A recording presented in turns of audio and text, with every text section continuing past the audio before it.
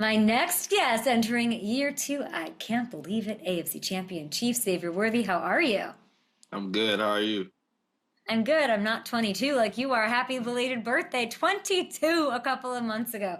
If we go back, Xavier, in time, 10 years, and listen to a 12-year-old Xavier Worthy, let's see what he has to say. When you would run around with your friends, who was usually the fastest one? Me? Did everyone know that? Yeah.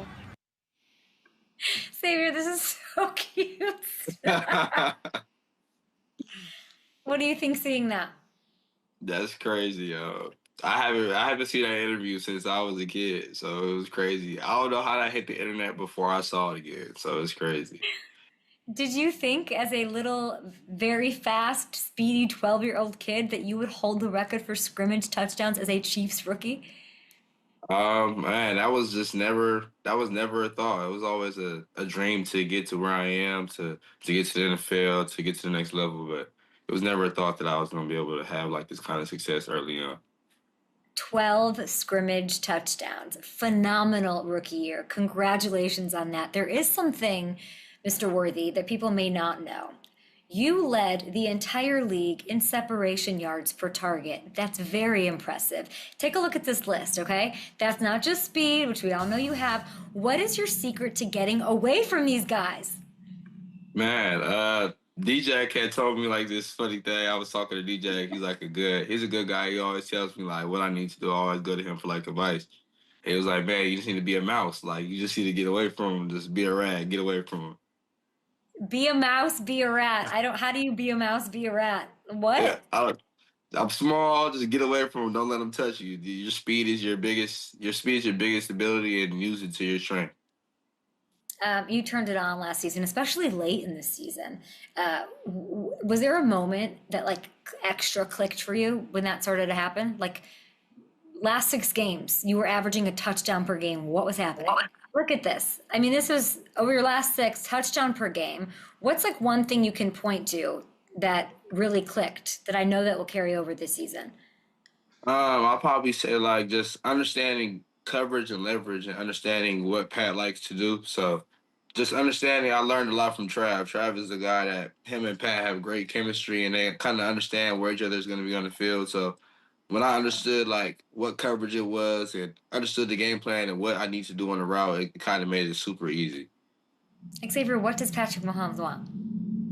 Yeah, shoot, he really just wants you to get open, but it's really about understanding the route and what freedom you have in the route. Sometimes you have a route that you don't have no freedom and you have to just run it as is, or you have a little bit of freedom, but you have to stay on a little bit of time. And so once I figured that out, it was kind of easy. I think it'll carry over into this year. I like that you said Travis had a hand in that. Travis worked with you too. What was his best advice? Man, Trav is an all around great teammate. He's probably one of the best teammates I've ever been around, and one of the best players I've ever been around. Just his ability to get open and continue to keep stacking. And he's what year 12, year 13. Yeah, he's So not 22, Xavier. Yes. so yeah, just his ability to keep getting open, and he always tells me like, yeah, like every time in practice he'll see something and be like, actually, you could do this, you could add this. So he just adds tools to my game every time. There's so much talk about him. I don't know if you saw what Brett Veach said yesterday. He was just saying, there's some guys that they can just find it, even in year 12, like you're saying, like he can just in those moments find it. We saw like a tennis star, Novak Djokovic. He finds it in these moments. Like that's a thing. Do you notice that in these big moments he just gets in his bag? Yeah, in big moments, he's just gonna be Trav, and him and Pat's connection is just it's so crazy. Like in practice, you'll see Pat throw a ball, Trav's not even looking at it, he puts his hands in and catches the ball. So it just shows like the connection and the ability they have together. I spoke to Patrick last week. I had Trey Smith on. They were shooting a State Farm commercial together. Listen to what Patrick had to say about your wide receiver room. I honestly think it might be your deepest receiver room. Would you agree? Yeah, I mean, That I you've think had? I think it is going to be the deepest. I mean, it's hard to always say like you had Tyreek and Travis Kelce, Hall of Famers in the prime of their careers, and that it's hard to always say that it could be deeper than that. But at the same time, it's not the depth. I mean, it's going to be hard to make cuts because we have so many great receivers. he was talking about, we had Tyreek and we had Travis, but now we can do all of these different things. And we know that Rice, Hollywood, they were injured. How is your role going to evolve for this year? Man, I just want to carry over to what I did from last year. I feel like they kind of started using me a lot underneath, and I kind of got started underneath, and I could get started over the top. We could, me and Pat building that rapport together. We're gonna build it in training camp. We got it going a little bit at the end of the Super Bowl a little bit, so that was a great feeling to be able to connect deep towards the end of the year, and we kind of Yes. got that rapport. Yeah, we kind of got that little short rapport going. So I feel like I just want to carry that over to next year. I mean, I love that you said that because it was my next question because the Super Bowl sucked, right? There's no way around it. But Xavier, if there's one thing that I could sort of take that's a positive from that is that we just saw Patrick hit you with deep passes, deep passes, deep passes. How big or how much bigger of a part of that offense is that going to be from week one on? Oh man, Coach Reed told us during OTAs phase one that when you come back, get your hamstrings ready. So we kind of knew that we were going to be going a little deep in practice. So we kind of got our bodies and got our minds ready to what we were going to be doing in practice. It's well said. I know it'll carry over, and it sounds like, I was thinking about you this morning because, like, obviously Travis and I talked to Trey and Patrick, and they've won Super Bowls. So losing a Super Bowl, and they've done that too, it almost like hurts more because you know what it's like to win, and that must affect you differently. You're different. Like you just had a loss right out the gate. If you were to think back now, and I've seen your TikToks and the heartbreak and all that, how did that Super Bowl loss affect you as a rookie? I mean, I'm a winner, so just a loss in general. I hate losing more than I like winning. As a competitor, I feel like that's how it should be. So I mean, just you want to come back, you really don't have another chance to redeem yourself. So it's always like, man, you have to wait till next year. So all that built up tension, all that built up anger is just carried over to next year, and it's either you're gonna stack on it or you're gonna carry over from the loss. Who's the most angry? Like you said angry, I think that's good. Like even just out of Patrick and Travis, who've been there, done that together all this time, like you're saying, who's more pissed? I think Pat. Who? I think Pat. Why? I don't know. He cut his hair. He in a different mode right now.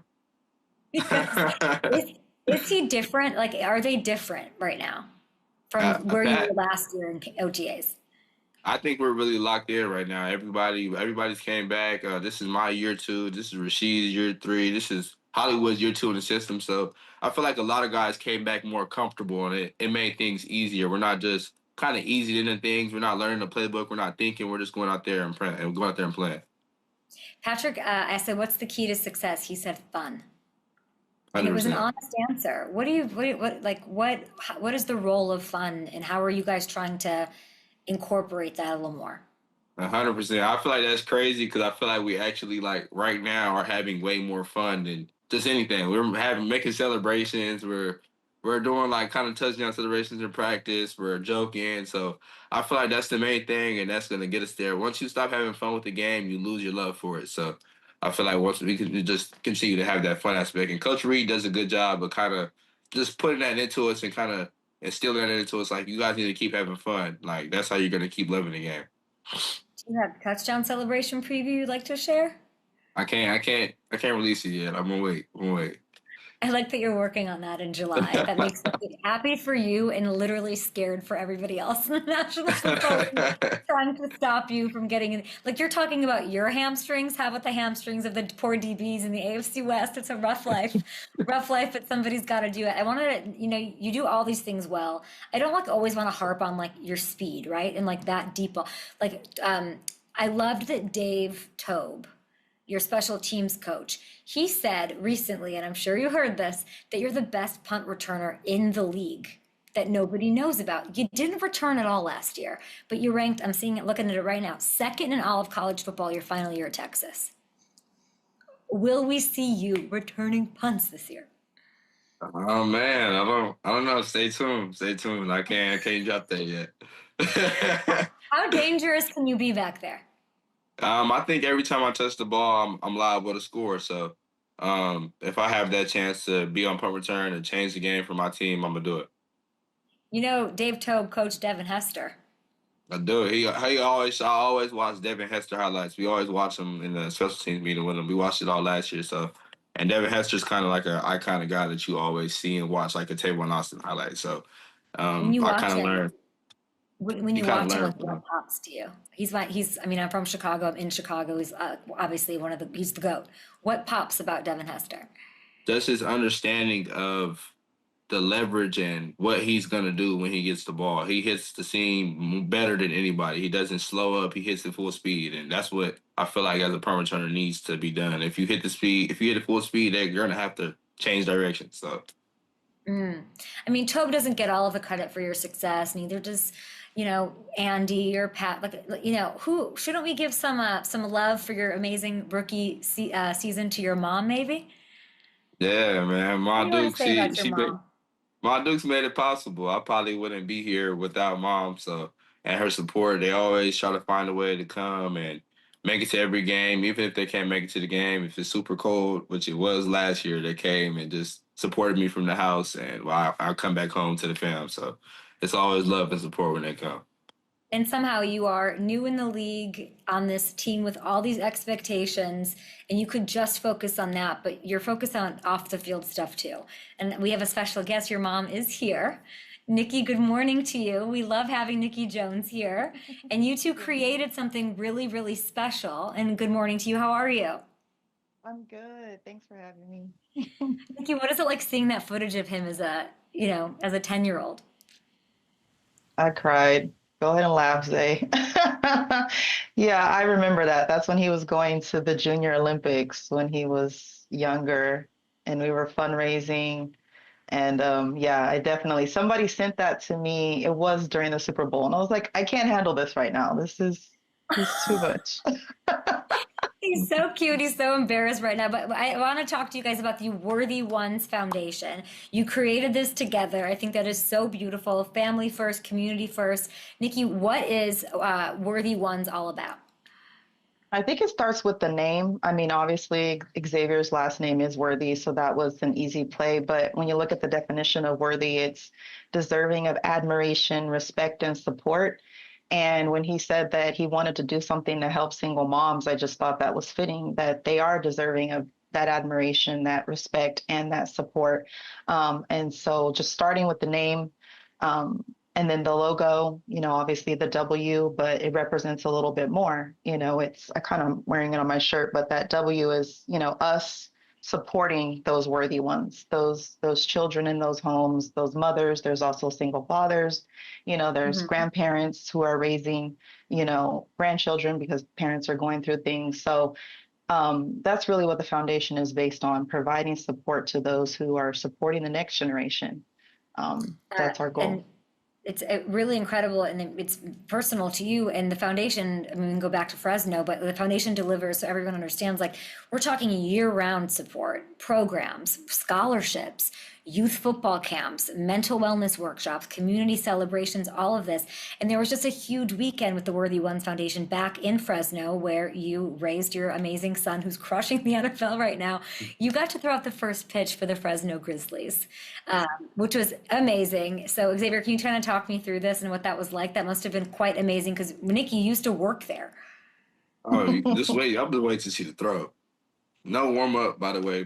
It's no warm up, but but it was just a surreal moment just to go back. I was a kid running around there, and now I'm coming out to throw the first pitch and announcing my foundation to be able to give back and produce for the city. So it was just a surreal feeling. Nicky, what was that It like was seeing that?